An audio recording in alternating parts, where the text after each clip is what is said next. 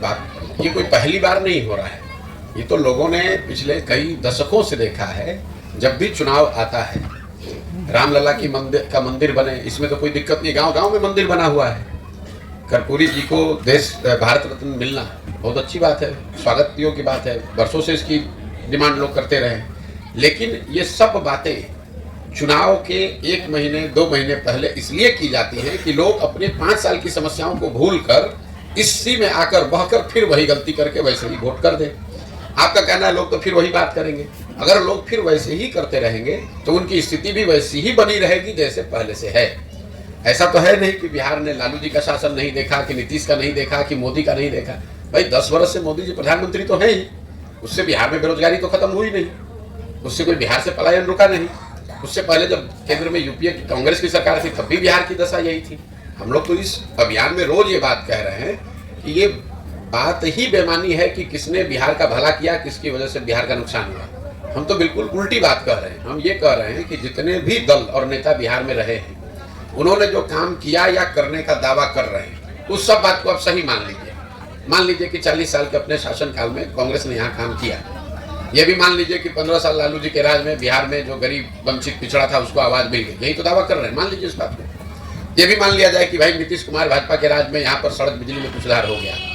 लेकिन अगर सारे लोगों के काम को, दावे को सही मान भी लिया जाए तो भी इससे तो कोई इनकार नहीं कर सकता है कि पूरे देश में सबसे गरीब, सबसे पिछड़ा, भुखमरी, बेरोजगारी वाला राज्य बिहार है। तो बिहार की जनता को, आपको, हमको ये सोचना है कि भाई देश आगे बढ़े, तेजी से बढ़े, धीरे बढ़े, वो तो एक कहानी है। लेकिन बिहार तो जहाँ था वही है। आपके बच्चे 20 वर्ष पहले भी जा रहे थे मजदूरी करने, 20 वर्ष पहले वो पंजाब और हरियाणा जा रहे थे, आजकल वो तमिलनाडु और तेलंगाना में जा रहे हैं, गुजरात में जा रहे हैं नौकरी करने। फर्क इतना ही पड़ा है। बिहार से जाने वालों की संख्या तो उतनी ही है, बिहार के लोगों को रोजगार नहीं है। ये तो 20 वर्ष पहले भी सत्य था, आज भी सत्य है। तो जब तक लोग इस बात को समझकर अलग तरीके से अपने बच्चों के लिए वोट नहीं करें, पूरे पदयात्रा का एक ही मंत्र सिखाया जा रहा है। एक बार जीवन में आपने जाति पर वोट कर लिया, आपने विचारधारा पर वोट कर लिया, आपने नेताओं के लिए वोट कर लिया, आपने स्लोगन्स के लिए वोट कर दिया। एक बार जीवन में आप अपने बच्चों के पढ़ाई और रोजगार के लिए वोट कीजिए। यही बात तो पूरी पदयात्रा का उद्देश्य है। आपको बताया पदयात्रा का उद्देश्य ही है कि बिहार लोग, ऐसा नहीं कि लोग इस बात, देखिए जो बात हम और आप कर रहे हैं, ऐसा नहीं कि लोगों को बिल्कुल उसकी समझ नहीं है। लेकिन फिर लोगों का ये कहना होता है कि भैया हम लोग वोट किसको दें। यहाँ तो 2 ही दल है, दोनों को हम लोग देख चुके हैं, दोनों यही काम करता है। कोई कर्पूरी, कोई जात के राजनीति कर रहा है, कोई धर्म की राजनीति कर रहा है, कोई मंदिर के नाम पर वोट मांग रहा है, कोई रिजर्वेशन आरक्षण के नाम पर वोट मांग रहा है। मैंने जो बताया कि मजबूरी में लालू के डर से भाजपा और भाजपा के डर से लालू को वोट न देना पड़े, उसके लिए आपको नया विकल्प बनाना पड़ेगा। जन स्वराज का एक उद्देश्य वही है कि बिहार के लोग जो चाहते हैं कि नया दल बने, वो सब लोग मिलकर दल बनाए, उनकी हम बनाने में मदद कर रहे हैं। अब क्या रहेगा ये तो जब पदयात्रा खत्म होगी, दल निश्चित बनेगा। दल का नाम क्या होगा, उसका स्वरूप क्या होगा, उसका संविधान क्या होगा, उसका नेता कौन होगा, उसका झंडा क्या होगा, ये बात तो जो लोग मिलकर बनाएंगे वो तय कर लेंगे कि इसका नाम जनसुराज रहेगा कि कुछ दूसरा रहेगा, इसका संविधान कैसे बनेगा, इसका नेता कौन होगा, इसको चलाया बनाया कैसे जाएगा। जो लोग मिलकर बनाएंगे वो इतनी अपनी समझ से उसको ठीक करेंगे। उसमें भाई ऐसा है, आप खुद प्रश्न में ही कुछ मुझे ज्यादा कंफ्यूज दिखते हैं। हम 10 बरस तक, जिसको जो शब्द प्रयोग आप कर रहे हैं चुनावी रणनीतिकार, वो काम हमने 10 बरस तक किया है और डंके की चोट पर किया है। पूरे देश में अपने काम, अपनी बुद्धि, अपने परिश्रम से अपना बिहार के लोगों का झंडा बुलंद किया है। हमारी पहचान ये नहीं है कि हम किसी के लड़के हैं, हमारी पहचान हमारा वही काम है। लेकिन 2 मई 2000, अभी पहले जनसुराज तो अभी 1 साल से शुरू किए हैं, 2 मई 2021 को हमने उस काम को छोड़ा है। 2 मई 2021, जिस दिन बंगाल में चुनाव जीते, उस दिन सार्वजनिक तौर पर यह घोषणा की कि अब ये काम नहीं करेंगे, जीवन में कुछ दूसरा करेंगे। फिर साल भर सोचने समझने के बाद आकर 5 मई 2022 को हमने बताया कि जनसुराज अभियान बिहार में शुरू करेंगे। 2 अक्टूबर 2022 से हम यहीं पर रोज गांव में चल रहे हैं और आप हमको आंध्र प्रदेश में देख रहे हैं। तो आपकी यहाँ से जो दूरदृष्टि है वो आपकी बहुत सुन, अरे भाई चर्चा, वही तो चर्चा का जवाब आपको दे रहे हैं। हम बैठे हुए हैं बेगूसराय में, आप लोग बेगूसराय के पत्रकार हैं, पिछले 30 दिन से हम बेगूसराय में हैं कि आंध्र प्रदेश में।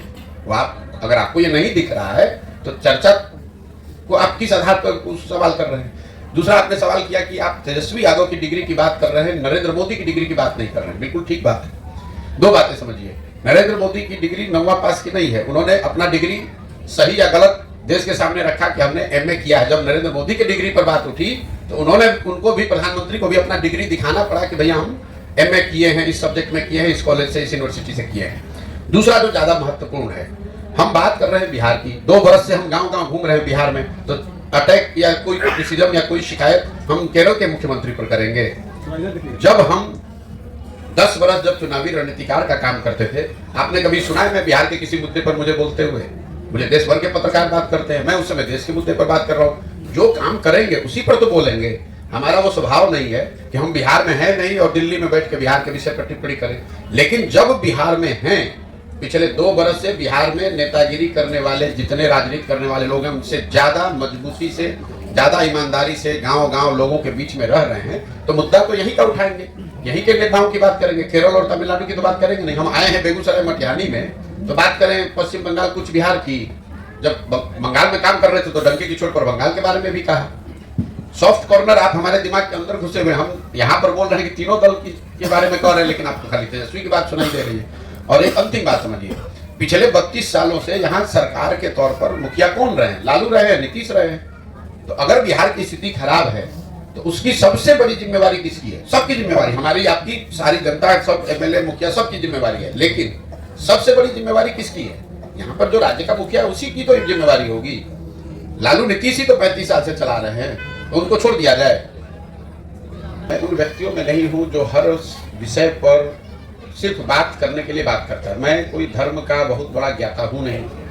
धर्म के संदर्भ में, हिंदू धर्म में शंकराचार्य को हम लोग सबसे ऊपर इन विषयों में मानते हैं। उन्होंने क्या कहा नहीं कहा वो पब्लिक के डोमेन में है। राम मंदिर का जो शिलान्यास हुआ है, जो अभी प्राण प्रतिष्ठा का कार्यक्रम हुआ है, वो मंदिर बनाने की जो मंदिर की जो कमेटी है उन लोगों ने तय किया है। अब उसमें कौन सही है कौन गलत है ये तो वही लोग बता सकते हैं। हमारे पास इसकी क्या विद्वता है कि हम बताएं कि जो मंदिर बनाने के लोग हैं, जो न्यास है या सरकार है, उनमें और शंकराचार्य में किसका मुहूर्त ठीक है? हमको तो मुहूर्त देखने ही नहीं आता है, तो हम क्या बताएंगे कि मुहूर्त कौन अच्छा है कौन खराब है?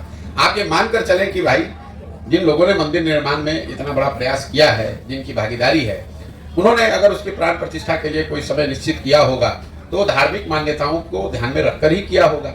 अगर उसमें किसी को शिकायत है, और वो भी शंकराचार्य की जो आप बात कह रहे हैं, तो शंकराचार्य लोग तो हम लोगों से बहुत बड़े लोग हैं। इस बात को वो समाज में रख सकते हैं और हिंदू समाज रख ही रहे जिनको रखना है, और हिंदू समाज को उसको तय करने दीजिए। हम उसमें, हमारी कौन सी ऐसी विशेषज्ञता है कि हम बता दें कि दोनों में कौन सही है? देखिए, 2014 का प्रयास हो, 2019 का प्रयास हो, 2015 में आपने, जैसे भाई साहब ने कहा, लालू नीतीश के महागठबंधन को बनाकर हमने बिहार में प्रयास किया, और कई राज्यों में हमने ये काम किया है, लोगों की सरकारें बनाई, बनवाने में मदद की है। लेकिन मैंने आपको शुरू में पहला लाइन प्रेस कॉन्फ्रेंस में कहा कि मेरा अपना जो अनुभव रहा है 10 साल का, हमने ये देखा है कि सिर्फ चुनाव जीतने हारने से समाज, लोगों की स्थिति बनती बिगड़ती नहीं है। ये आपको, हमको लगता है कि ये हमारा दल जीता, हमारा नेता जीत गया, हमारा विचारधारा जीत गया, हमारा जात वाला जीत गया। जो जीत गया वो अपनी राजनीति कर रहा है। मेरी अपनी समझ 10-15 बरस की अपनी राजनीतिक समझ ये रही है कि अगर आपको राजनीति में कोई आमूल चूल परिवर्तन लाना है तो आपको समाज के स्तर पर उतरकर लंबे प्रयास करने के लिए तैयार होना पड़ेगा। इसीलिए ये जो पूरी जो परिकल्पना है वो गांधी की उस सोच से प्रेरित है, जिसमें गांधी ने कहा कि आज़ादी की लड़ाई लड़ने से पहले आपको स्वयं साक्षर बनना होगा, स्वावलंबी बनना होगा, सत्य को धारण करना होगा, अहिंसा को मानना होगा। तो जब तक उन चीज़ों को समाज में आप स्थापित नहीं करेंगे तब तक आप कोई बहुत बड़ा परिवर्तन या बहुत बड़ी परिवर्तन की बात नहीं सोच सकते हैं। मतलब घड़ा बनने से पहले मिट्टी को गूंदना और उसको तैयार करना, जब तक अच्छी मिट्टी तैयार नहीं होगी तब तक घड़ा नहीं बन सकता है। अगर मिट्टी ठीक नहीं है, उसको जोड़ तोड़ के इस तरह घड़ा बना भी दिया जाए, आप बिहार में अभी क्या होगा छोड़ दीजिए। 2015 में तो हम बिहार पूरा जीते हुए थे महागठबंधन के साथ। 7 निश्चय का कार्यक्रम भी हमने बनवाया, बिहार विकास मिशन की स्थापना भी करवाई, लेकिन उससे बिहार में कोई आमूल चूल परिवर्तन तो हुआ नहीं।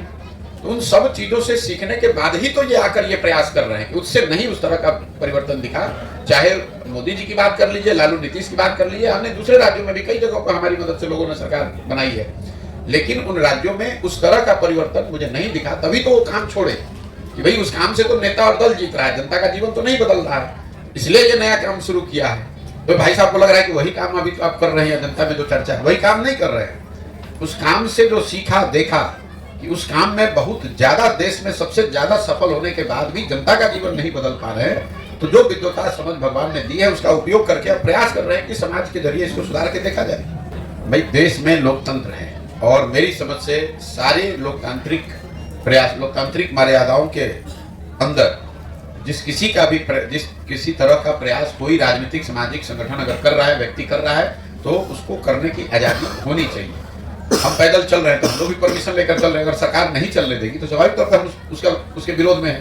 तो अगर हमको कोई यहाँ रोकेगा तो हम विरोध कर रहे हैं, तो राहुल जी को भी कोई रोक रहा है तो उसका विरोध होना चाहिए। गलत है भाई, आप कोई मारपीट कर नहीं रहे हैं, हम किसी का नुकसान कर नहीं रहे हैं, और संविधान ये इजाजत देता है हर व्यक्ति को, हर समूह को, कि वो जाकर अपनी बात समाज में रखे शांतिपूर्ण तरीके से। जो कानून है, कानून की प्रक्रियाओं को फॉलो करते हुए। हम यहाँ आए हैं, कैंप लगाए हैं, तो इसका परमिशन लिया होगा।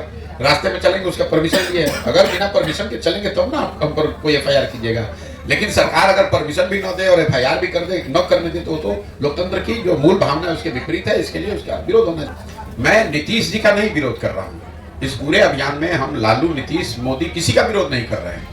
हम बिहार की बेहतरी की बात कर रहे हैं। हम ये कह रहे हैं कि इन सारे लोगों का साथ देकर आपने देख लिया, आपका और आपके बच्चों का जीवन नहीं सुधरा, तो ये नया रास्ता, ये जो तरीका है, इसको देखिए। इस तरीके से आपका जीवन शायद सुधर सकता है, आप गरीबी से निकल सकते हैं। जहां तक नीतीश कुमार की व्यक्तिगत बात है, तो व्यक्तिगत हमारे नीतीश कुमार से बहुत अच्छे संबंध रहे।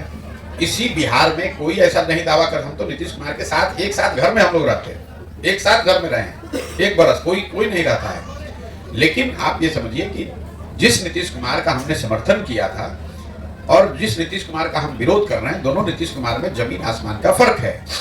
2014-15 के नीतीश कुमार की छवि थी सुशासन की।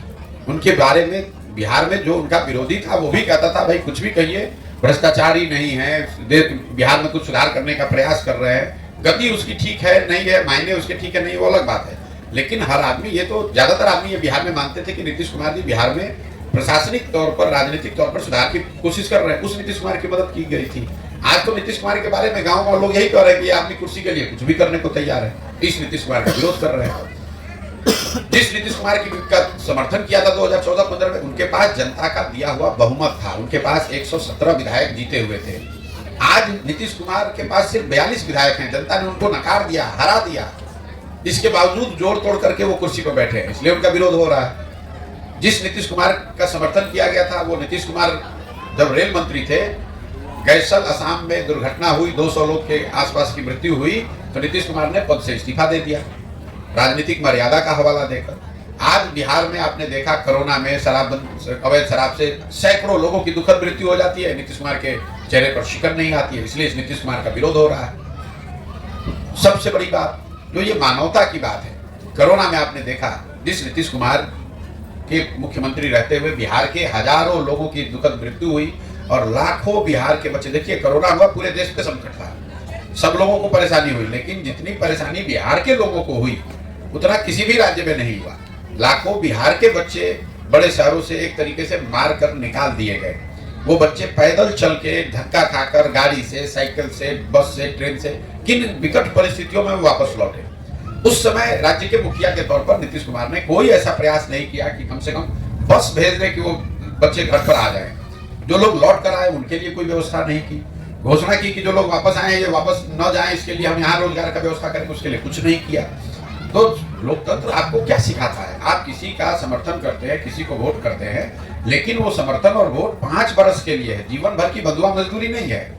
लोकतंत्र संविधान ये कहता है कि जिस पर भी आपका भरोसा है, जो भी आपको पसंद है, उस व्यक्ति को, उस दल को आप वोट कीजिए, लेकिन वो 5 वर्ष के लिए। अगर 5 वर्ष में उस व्यक्ति ने, उस विचारधारा ने, उस दल ने आपका काम किया तो उसके साथ बने रहिए, और काम नहीं किया तो नागरिक होने के नाते आपकी ये जिम्मेवारी है कि जिस मजबूती से आपने उसका साथ दिया है, उसी मजबूती से आप उसका विरोध भी कीजिए।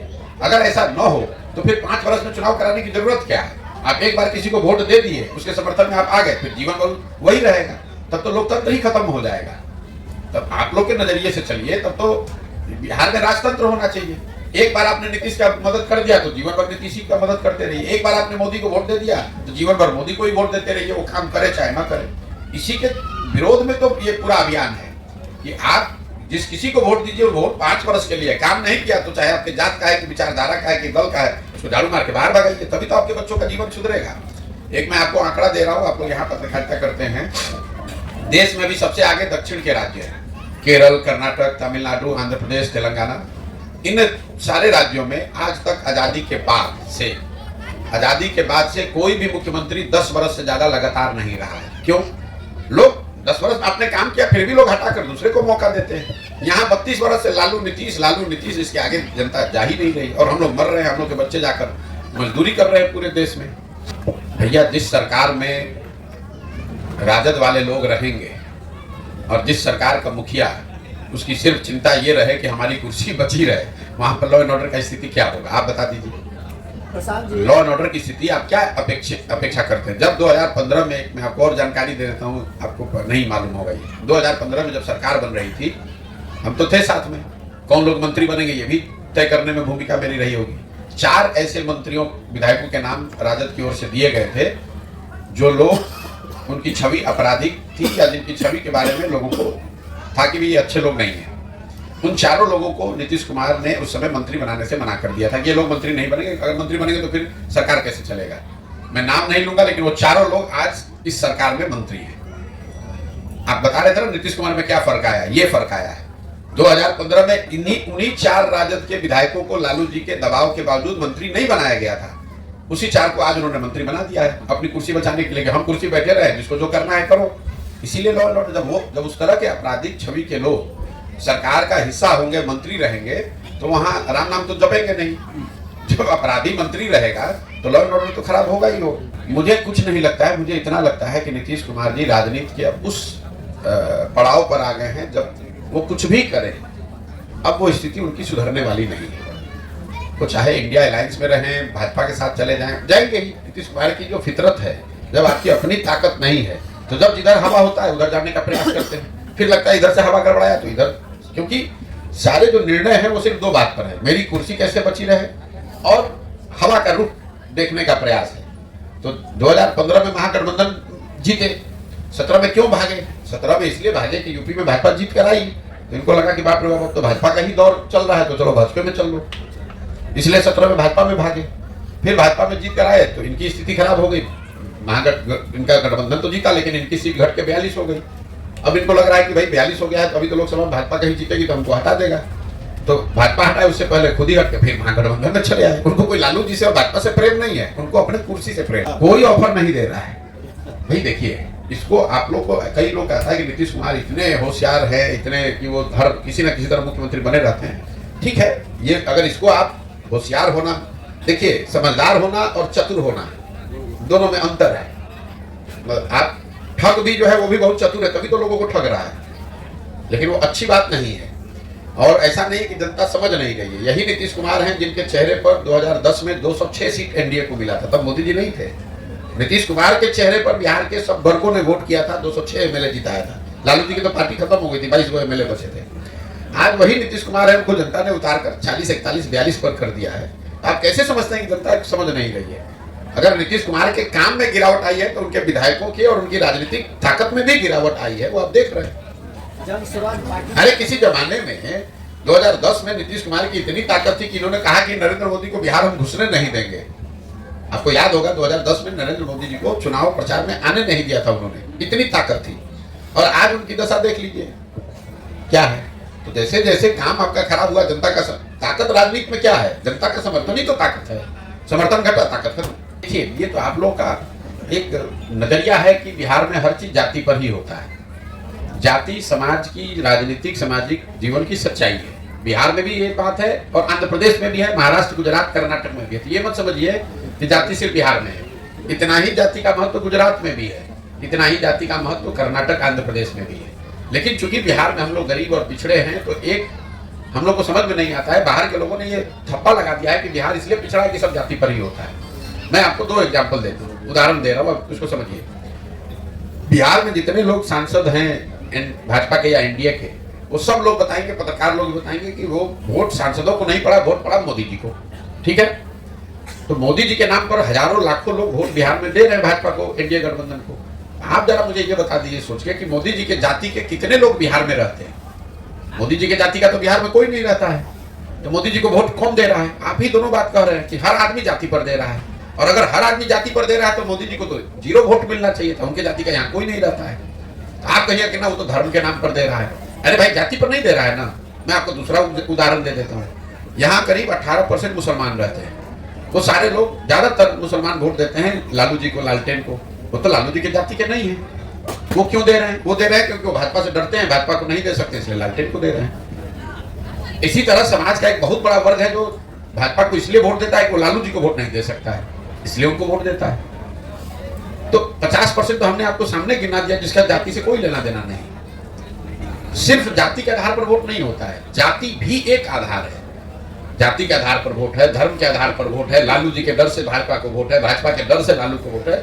मूलतः ये 4 बिंदु हैं। इसके अलावा भी और स्थानीय मुद्दे हैं। लोगों, अगर ये मुद्दा नहीं होता तो लोग लोकसभा में और विधानसभा में अलग अलग वोट कैसे कर देते? जातियों की संख्या तो बराबर ही है भाई। लोकसभा में वही जाति समूह दूसरे तरीके से वोट करता है, विधानसभा में दूसरे तरीके से वोट करता है, क्योंकि मुखिया का चुनाव होता है तो अलग तरीके से वोट करता है। और जाति पर अगर वोट सब पड़ रहा है, आप ऐसा भी मान लीजिए, तो आप जरा देख लीजिए कि पिछली बार 90% वार्ड सदस्य चुनाव हारे हैं, 80% मुखिया चुनाव हारा है। तो क्या उनके जातियों के लोग उनका गांव पंचायत छोड़कर चले गए? क्यों? आप ये बताइए कि मुखिया और वार्ड सदस्य क्यों चुनाव हारता है, विधायक क्यों रिपीट हो रहे हैं? इसलिए कि विधायक के मामले में लोगों के पास विकल्प नहीं है। नहीं तो देखिए ना, आप अपने यहाँ अध्ययन करा के देख लीजिए कि आपके मटिहानी में कितना मुखिया दोबारा जीत कर आए होंगे। ज्यादातर लोग मुखिया चुनाव हारे हैं क्योंकि वहां लोगों के पास विकल्प है, नया आदमी को जिता दिया। विधानसभा के स्तर पे, लोकसभा के स्तर के पर लोगों के पास विकल्प ही नहीं है। तो आप ये तो सामने दिख रहा है कि लोग विकल्प चाहते हैं, इन दोनों से बाहर निकलना चाहते हैं, लेकिन वो विकल्प दिखेगा तभी तो जाएगा कहीं। कोई मुखिया जी फायर नहीं है, सारे मुखिया जी हमारे साथ चल रहे हैं। और जो जिला अध्यक्ष है मुखिया जी के, उनका भी आपने देखा होगा 2 दिन पहले आकर फोटो खिंचा कर गए हमारे साथ। और हम तो नहीं, हमारे खिलाफ बयान नहीं दिए, ना हम मुखिया के खिलाफ बयान दे रहे हैं। हम लोगों को ये बता रहे हैं कि जड़ को देखिए। हम लोग जब गांव में जाते हैं, लोग बताते हैं कि भैया मुखिया जी बड़ा चोरी कर रहे हैं, ठीक है। मैं लोगों को ये बता रहा हूँ कि मुखिया को चोर कहने का कोई फायदा नहीं है, क्योंकि मुखिया का जब चुनाव हुआ तो 500 रुपया लेकर वोट तो आप ही ने दिया। तो अगर आप 500 रुपया लेकर मुर्गा भात खाकर वोट दीजिएगा तो जो मुखिया चुनकर आएगा, जो विधायक चुनकर आएगा, वो स्वाभाविक तौर पर चोरी करेगा। अब मुखिया को चोर कहाँ बता रहे हैं? हम आप जो गलती कर रहे हैं उसके बारे में बात कर रहे हैं कि हम अगर 500 रुपया लेकर वोट देंगे तो हमारा प्रतिनिधि ईमानदार कैसे होगा, ये बात बता दें। पिछले 6-8 महीने से कह रहे हैं कि उस जिसको आप लोग इंडिया गठबंधन जो भी कहते हैं, उस गठबंधन में जितने लोग बैठते हैं, जिसको आप लोग बड़ा नेता जानते हैं, ममता बनर्जी, अरविंद केजरीवाल, स्टालिन, उद्धव ठाकरे, जितने मुख्यमंत्री उसमें बैठते हैं, उन सब के मुख्यमंत्री बनने के अभियान को हमने चलाया है, हमने उनकी मदद की है, जीतने में कंधा लगाया है। इसके बावजूद हम हमेशा से कह रहे हैं कि उसमें कुछ नहीं होने वाला है। वो सब अलग अलग अपना अपना क्षेत्र बचाने में लोग लगे हुए, कोई उसमें एकरूपता नहीं है, कोई नैरेटिव नहीं है, कोई उसमें एक दूसरे की मदद का प्रावधान नहीं है, कुछ नहीं होने वाला उसमें। आप बिहार का गठबंधन हो गया, आप बंगाल की बात कर रहे हैं, बिहार में गठबंधन हो गया, कोई जरा बताए कि बिहार में गठबंधन हो गया तो बिहार में ही तो भाई एनडीए का नहीं हुआ है। एनडीए में तो एक ही दल, एक ही नेता की बात है, एनडीए में रह क्या गया। अब आप जरा बताइए ना, जो भी है सब चीज एक ही आदमी, नरेंद्र मोदी, उन्हीं के नाम पर चुनाव है, जो कह दिया वही तय हो जाएगा। लेकिन जो उनके सामने जिस इंडिया गठबंधन की परिकल्पना की गई, जिसकी पहली बैठक बिहार पटना में हुई, तो सबसे पहले तो बिहार का सीट बंटवारा घोषित होना चाहिए। आज तो बिहार का हुआ घोषित। आप बंगाल की बात कर रहे हैं, तमिलनाडु की बात कर रहे हैं, जहां से उसकी बीज पड़ी, जहां से लोगों ने कहा कि भी नीतीश कुमार इसके संयोजक होंगे, इन्हीं के प्रयास से हुआ है, वही नीतीश कुमार आज तक इंडिया गठबंधन में या बिहार में क्या होगा ये नहीं बता पाए। और उल्टे आप लोग 10 दिन से चला रहे कि नीतीश कुमार छोड़कर भाग रहे हैं, इंडिया छोड़कर पता नहीं कहाँ भागेंगे कि रहेंगे, कोई ठिकाना नहीं। ठीक है भैया, बहुत बहुत धन्यवाद।